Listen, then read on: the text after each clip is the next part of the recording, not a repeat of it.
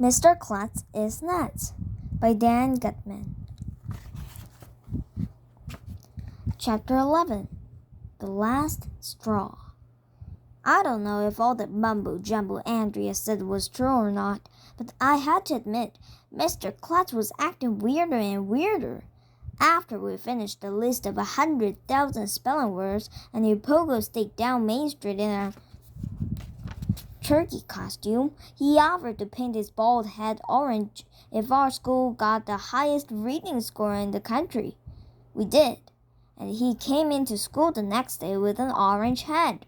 Then he offered to let every kid in the school shoot a ping pong ball at him if we collected enough box tops to buy new computers for the school media center.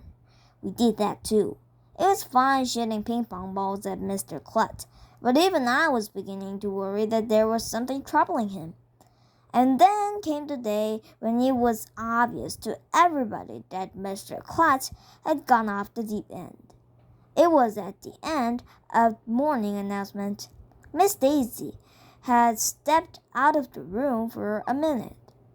"Boys and girls," Mr. Klutz said over the loudspeaker, "winter vacation is coming up. If the students at our school read with their parents for 1,000,000 minutes before school lets out, I will bungee jump off the roof of the school dressed as Santa Claus." Me and Ryan and Emily and Andrea and Michael all looked at one another. "That's the last straw," Andrea said. "There are plenty of straws," I told her. "Do you want me to get you one?" "She means we can't take this anymore," Ryan told me. "Is that what the last straw means?" I asked. I always wondered what the last straw meant. At first, I thought Mr. Klutz was just a funny guy, Andrea said seriously. And he is, but he's also a deeply disturbed man. We've got to do something. If he keeps going like this, he might hurt himself again. Or even worse, if we don't stop him and something terrible happens, it would be our fault. OMG. I never thought of it that way, I said. "What can we do?" Emily asked. "We're just kids." "We have to have an intervention," Andrea said. "What's that?" Ryan asked. "It's when you sit down and tell somebody they have a problem," Andrea explained. "You force them to do something about it. My mother has to do interventions all the time." "I'm not telling Mr. Klutz he has a problem," Ryan said. "Me neither," agreed Michael. "AJ, you started this whole thing," Andrea told me. "I did not."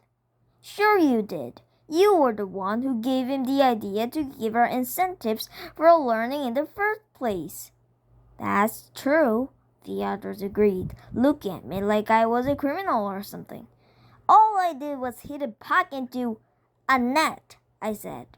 "AJ, you've got to tell Mr. Klutz that if he bungee jumps off the roof, we're not going to read 1 minute with our parents," Andrea said. "Two can play at this game. If he's going to do crazy things, we won't read any more books. We won't spell any more words.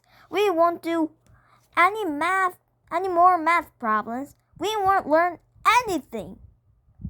I couldn't believe I was hearing this from Andrea. Her idea of having fun is to read the dictionary during recess. Wow. If she was willing to give up learning, she must be really serious about Mr. Klutz and his problems. "But if we stop learning stuff," I protested, "we'll get dumber." "In your case," Andrea told me, "that would be impossible because he is already dumb, right?" So that's the end of today's story. Did you like my story? Then push the thumbs up sign or the subscribe button. Bye. Thank you for listening.